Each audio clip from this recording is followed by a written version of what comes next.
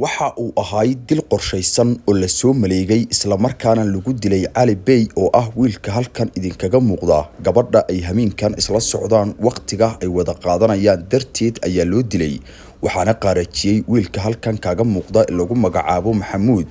taliyahan laba xidiglaha ahay oo ku sugnay Masar ayaa nafta lagu dhaafiyay asagoo oo tukanaya salaad cisho faas waxa uuna sujuudsanay tii alle sujuuda iyadoo oo dhulka u taala ayuu faas kala soo dul istaagay kadibna qoorta ayuu agdhigay inda adeegiisa kadib waxa uu soo qaatay toorey waxa uuna uga sii sarsaray qoorta ilaa uu qoorta banaanka dhigo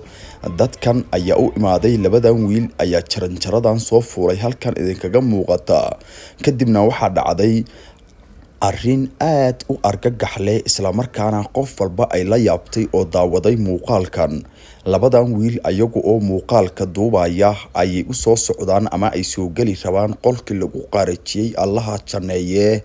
taliyaha halkan idinkaga muuqda ee Cali Bey hadaba labada wiil jaranjarada ayay ku soo socdaan sida idinkaga muuqata halkan wadanku waa Masar waa dalka Masar halkan ay imaanayaan waxa ayna goobta ugu soo gali doonaan ninkii qaarajiyay Cali Bey oo furi doona albaabka halkan idinkaga muuqda markii la gargaraaco oo la yiraahdo fur waa uu furi doona kadibna waxa almeesha lagu arki doona meedka Allah u naxariistay taliyaha halkan idinkaga muuqda albaabka fur ayaa la leeyahay oo wiilkan ayaa hadda soo dul istaagay isla markii ayaa la helay xogta rasmiga ah oo ah in lagu qaarajiyay wiilkan halkan kadibna albaabka ayuu furayaa waliba si xaraka leh meedka asagoo oo dul taagan kadibna waa kan asagoo oo albaabkii furay kadibna halkan ay labada wiil ugu soo galayaan meedka oo dhiigiisa qofkii arkay kaliya uu ka sheekayn karo qaabkii argagax lahayd ee loo qaarajiyay Allah u naxariistay taliya Bey eeygu dhalo waa ninkii gacan ku dhiiglihii dilay wiilka miskiinka ah ee salaada u taagnaay bireeyay wiilkii salaada u taagnaa ninkii bireeyay waa ninkan igaalkii la bireeyana waa midkan ilaahay naxariisto jannaha ka waraabiyo adoo salaad ku jiro ilaahay hor taagan aan nafta laga jaray naxariisto janna Allah ka waraabiyo walaalkayo ehelkii hooyadii iyo walaalaha sabri iman Allah ka siiyo Soomaaliyo dhan dareemayso geeridaada xanuunkaaga because waxaad ahayd dhalinyaro wiil yar oo dhalinyaraha oraxda soo bixisay aadna hami dheer u lahaa hamigii iyo niyadda wanaagsaneed ninkan baa soo afjaray laakiin waxa loo baahan yahay cadaalad ilaahay waxaan kaaga rajeynaa cadaalad degdeg ah inuu ku keeno laguma ooy doonee waa lagu aari doonaa ninkaasna maalintiirka waa la soo istaaji doonaa insha Allah ilaahay naxariisto janna ka waraabiyo ehelkii qaraabadina Allah ka samarsiiyo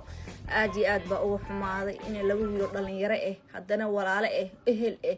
inay isku birbireeyaan wadan islaameed xanuunkeeda leedahay maxaa ku soo hindistay inaad disho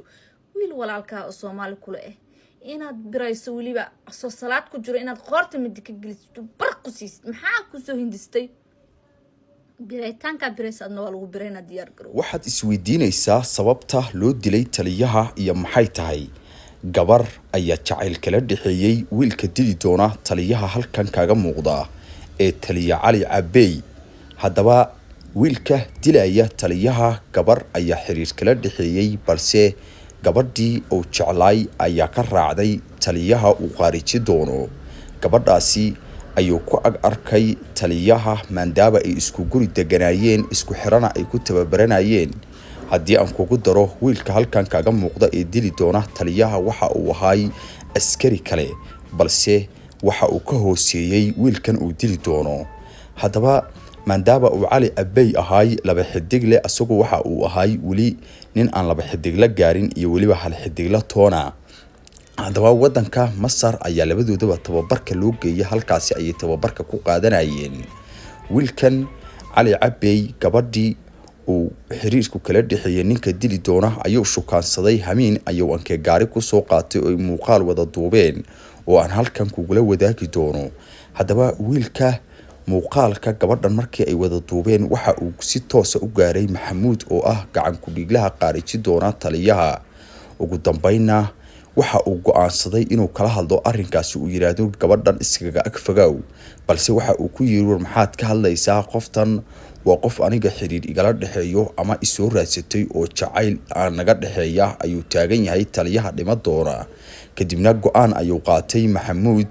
waxa uu doontay Faas waliba kaligiis ma aanu qaarijin ee wiil kale ayaa la socday oo markii dambe goobta ka faka doona balse ilaahay amarkiisa Maxamuud goobtii kama fakan oo asagu oo jooga ayay wiilashani ugu soo galeen qolka kadibna waa uu ka furi doonaa dhiigiisii oo heer qaranaya waa horena ay naftu deysay taliya Abey ayay ugu soo gali doonaan labada wiil halkan waa kan albaabka ka furi doona haddaba albaabka markii uu ka furay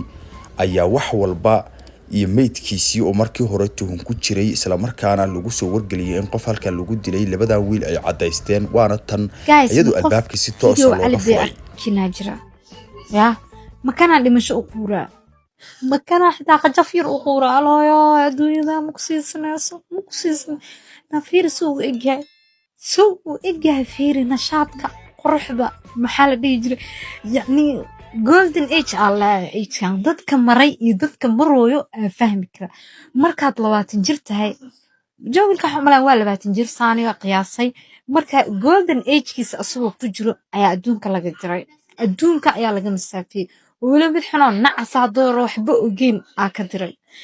aad ugu xumahay wiilkan waxa ku dhacay ilaahay waxa waaye hooyada dhashay iyo waalidkii dhalay ilaahay waxa walaabta u qaboojiyo anaga Soomaaliyeena waan ka naxnay because wiilkeeni waaye because waa nin dalkiisa iyo dadkiisa rabay inuu u qabto laakiin u suurta gelin oo adduunyada la dhaafsiyo intuusan heerkaas gaariyo qurux badan oo lahaa I hope qofkii wiilkan saas yeelana inuusan ka dambeenin asiga laftirkiisa la masaafeeyo meesha aad laga dabageeyo marka waxa waa awal hore la sheegay ummadna maxay eega gacmahooda isku dhameynaya Allah ma qurux badnaatid ma adduunyada ahaatid number 1 kulli waxa ku dambayso dad mugdi iyo carab bisa ku dambayso marka ilaahay naga dhigo kuwii maaragtay adduunyada ku shaqeysta aakhirana ku liibaano aad ugu xumaay wiilkan video alaada ila soo gartay ay hilmaamin ciwaankeyga inaad sharta like-ta idaaday maxay la waan qeyrooday soo dhimasho ma quurin laakiin ilaahay ayaa dilay runtii waan ooyay wallahi qalbigan ku ooyay weligay umaan ooyinsan way because sida u yaalay iyo maaragtay meesha la dhigay waxay ila noqotay difference anaga markii ruuxda nagu jirtaan caafimaadka qabnaan qurux badanaay wallahi hadaan dhimano ma qurux badnin gabadha dilku ka dhashay ama masayr ka sababtay waa tan iyadoo la socota taliyaha dhima doona hamiinkan isla markaana ay gaariga wada saaran yihiin dawladda Masar ayaa ka soo saarayda xogo badan waxaana kugula wadaagi doonaa halkan subscribe si dhaho Xodale Media mahadsanid